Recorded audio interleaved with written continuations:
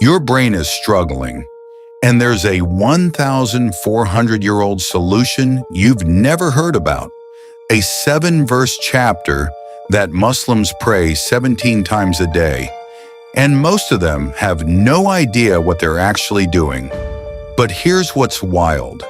Meditation teachers charge $500 for a weekend retreat to teach you what this 7-verse prayer already knew.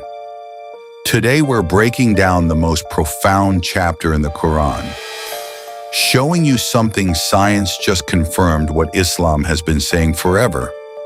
This is Al-Fatiha, the opening, the key, and it's about to rewire how you see your mind, your purpose, and your connection to God.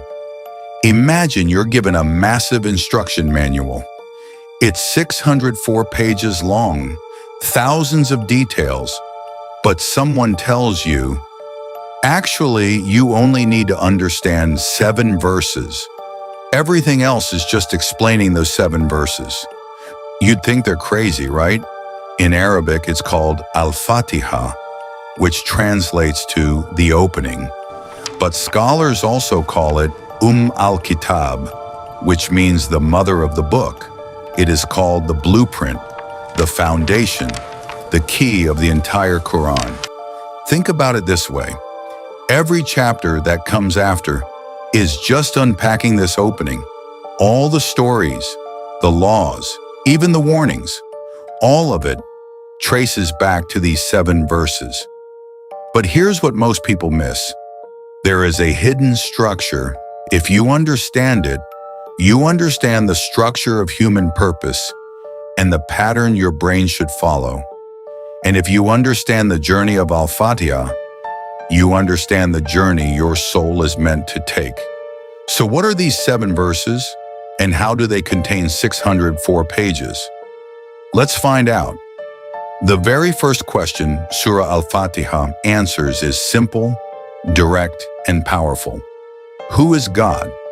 Not through complex philosophy, but through a clear progression of 4 verses, each revealing a deeper dimension of His nature. It begins with, in the name of Allah, the most merciful, the most compassionate, establishing the foundation that there is one God, and before anything else, His defining quality is mercy. Not anger, not distance, but compassion. Then the next verse expands this understanding. All praise is due to Allah, Lord of all worlds, reminding you that while you are not the center of the universe, you are part of something infinitely greater. The third verse repeats, the most merciful, the most compassionate. And this repetition is intentional. It emphasizes that God's mercy is not a one-time attribute, but a continuous reality in your present life. Every breath you take, every blessing you experience, every difficulty you overcome is a reflection of that ongoing compassion. Then comes the 4th verse, Master of the Day of Judgment, introducing balance. God is not only merciful now, but He will judge you later. This means your actions matter, your choices carry weight, and there is accountability. It's a perfect balance, mercy that gives you hope and judgment that gives your life meaning. First, you recognize who God is. Then you act based on that recognition. First, you understand the truth. Then you apply it. And here's the psychological part. This is exactly how your brain heals. First, you recognize the trauma. Then you take action to overcome it. In other words, God's mercy now is an invitation to choose wisely. But His judgment later is a reminder that choices matter. In psychological terms, this is called secure attachment. For example, a parent who is both loving and nurturing, but clear about boundaries and consequences, this creates a healthy, secure child. Because you feel safe and you feel accountable, not paralyzed but balanced. So now you understand who God is. You recognize His mercy and His judgment. Yet recognition is only the first step. The journey truly begins when you ask, "What will I do with this knowledge?" That's where the fifth verse comes in, because it introduces the most misunderstood concept in all of Islam: worship. Think about it. What does worship mean to you? Most people would say prayer. But Al-Fatiha defines it differently. You alone we worship. You alone we ask for help. Worship doesn't mean ritual alone. Worship means glorification, recognizing His greatness. And here's the question: how do you glorify God? First, you need to understand that the 7 heavens and 7 earths and everything in them glorify God. All the animals, the sun, moon, stars, trees, mountains, even the smallest creature, they all glorify God in what's called tasbih, an unstoppable pattern of glorification. But here's the key difference. The animals glorify God without choice. The ant doesn't decide to glorify God. The bird doesn't choose to sing His praise. The sun doesn't contemplate whether to rise. They glorify because they have no choice. They're compelled by their nature. But you're different. You have consciousness. You have free will. You have a choice. And that's what makes human worship unique. It's not automatic, it's intentional. The difference is simple. Animals glorify automatically. You glorify by choice. How? Through your soul. And your soul connects to God through breath. Why breath? Because breathing is the only thing you do, automatic and controllable at the same time. Yoga says, control your breath, control your mind. Buddhism says, the breath is the path to enlightenment. Sufism says, the breath is the connection to the divine. And here's where it gets mind-blowing. Modern neuroscience confirms every single word of this.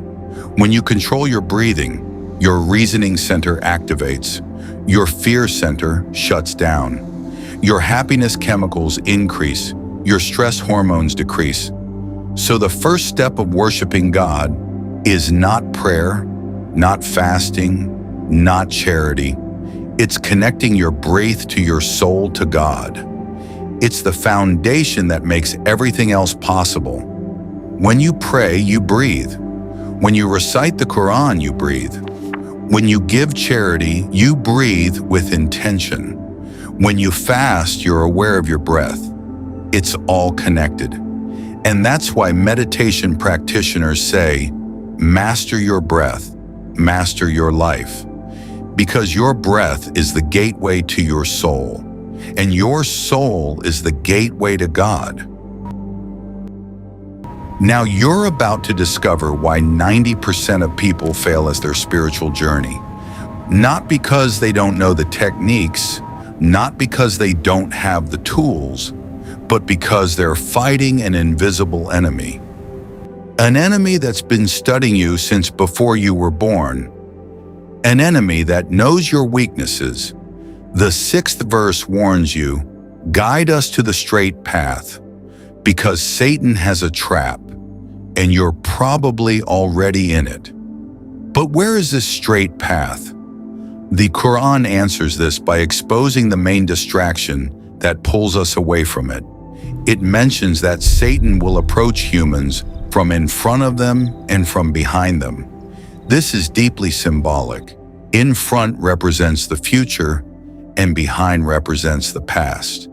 Satan's strategy is not always direct sin, but distraction, trapping you in past regrets and future anxiety, pulling you away from the only place where real guidance exists, the present moment. Modern psychology confirms this exact pattern. When you obsess about the past, you develop rumination. Rumination leads to depression. When you obsess about the future, you develop anxiety. Anxiety leads to fear. Satan's strategy has psychological names. The Quran calls it Satan whispers, and then it gives the solution. The straight path is lived now. You work in the present, you ask for God's help in the present, and you leave what you cannot control, your past and your future, to God. This doesn't mean you stop planning. It means you act with effort, then surrender the outcome. In simple terms, yesterday is God's forgiveness, tomorrow is God's promise, but today is your responsibility. This is the path of clarity, resilience, and peace. Because when you are fully present, your mind stops running in circles, your stress decreases, and your decisions become stronger.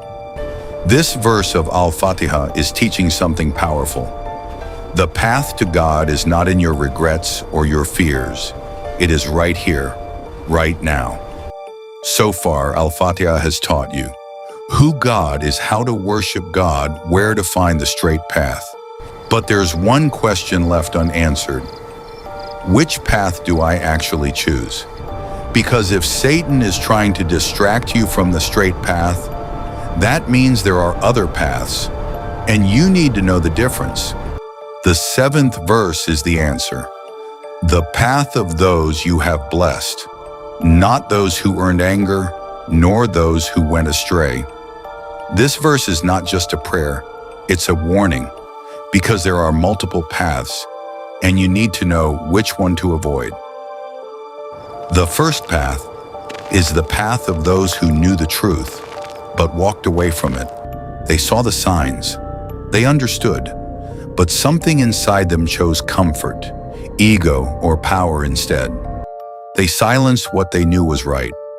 This is the quiet battle inside the human mind, when truth is clear, but desire is louder. The second path is softer, almost sad. These are people who never truly knew the truth, not because they rejected it, but because they were never shown it clearly.